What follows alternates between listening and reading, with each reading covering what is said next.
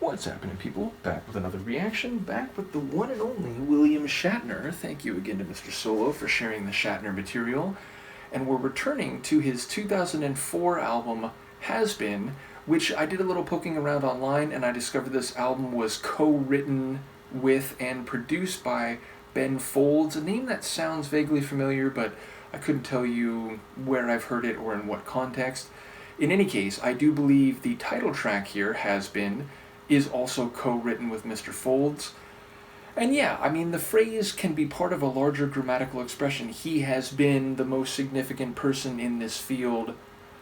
But I think when it's used independently, or indeed, even in the type of expression I just said, it can refer to someone who used to be at the pinnacle of some creative form or some athletic endeavor or some technical skill, and whose accomplishments made them significant, prominent, or even preeminent, but now that phase has passed, and they are seen as having, because of either a lack of creativity, a loss of skill, be it motor or otherwise, or maybe personal issues that complicated their continued output, they are now seen as being well past their best days, and they aren't worth as much attention, following, or adulation as used to be the case. So in that regard, it does seem a bit funny for Shatner to make a song and an album of this name. There's a bit of a cheeky wink, it seems like, given that at this point he was long past his heyday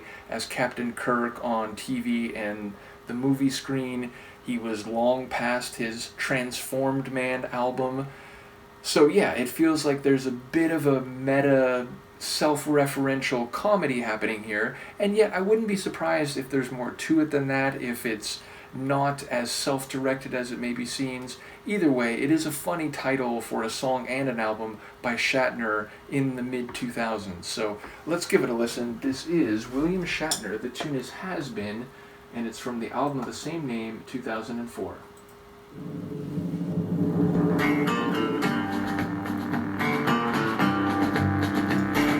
Has been.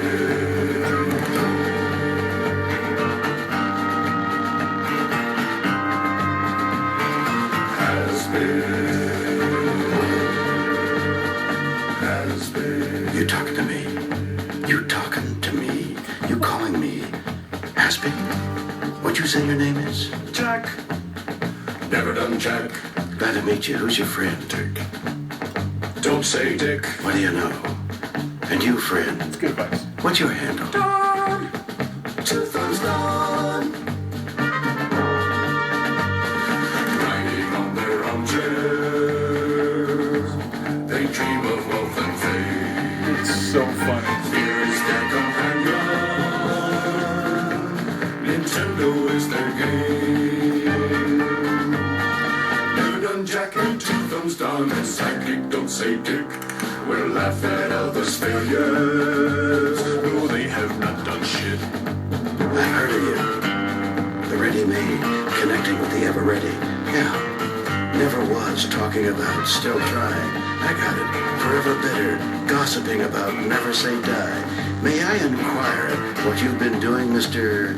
Jack. Never done Jack. And your partner, what's the news of the world, Dick? I don't say Dick. Don, of all the people, you must be the tattler. 2 thumbs up. What are you afraid of? Failure.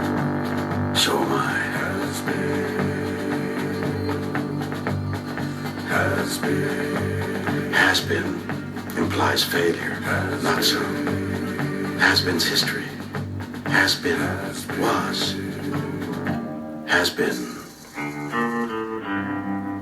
might again.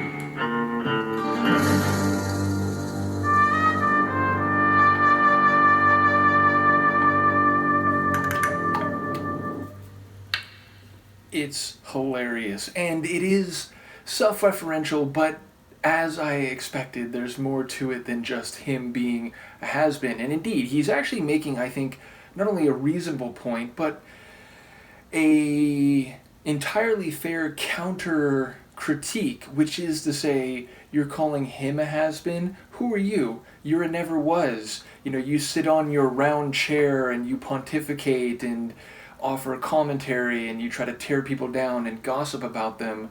But you're talking about people who actually have done things and who are willing to try things, which, yes, trying things means you might fail. And he's saying, look, I'm afraid of failure too, but I did something. I've been out there. I've been trying, and you know what? I might do again. Whereas you, again, you're a never was. You don't say dick. You don't do shit.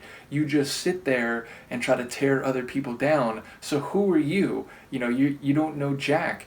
So I really enjoy it is cheeky, but cheeky in a different way than I was thinking in advance. And again, I think an entirely fair point.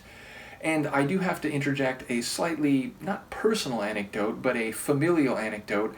Literally earlier today, and part of the reason, I've been meaning to get back to Shatner for a little while now, but part of the reason I did it in this batch is because my uncle sent me a photo of him meeting William Shatner. He lives up in like the LA County area, and I don't know exactly where he was, but yeah, he sent a text which was like, I'm rarely starstruck, but look who I met on the street. It's Mr. Shatner. And of course, he's looking like an elderly gentleman, but, as soon as I saw the picture, I was like, oh my God, this is my uncle with Shatner. So, yeah, shout out to Mr. Shatner, who is still apparently well enough to be walking around the streets of LA County. In any case, I very much enjoy the tune. Sonically, it's sort of like frontier rock. It's kind of like Out on the Range, and there's a bit of like Tijuana brass in there, but again, it's like even the sonics and the vocals, the sort of backing, like powerful vocals of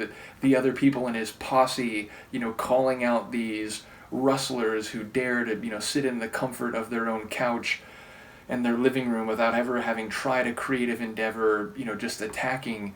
I enjoy the way, they sequence the vocals, and there's definitely a bit of comedy in that as well. So, yeah, a short tune, I want to say like 3 minutes maybe?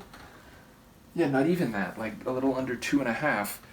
But definitely a lot of comedy and a lot of fair perception in that one. So, yeah, it's like somehow profound and hilarious and silly all at the same time. So, shout out to Shatner and to Mr. Folds for the co-writing.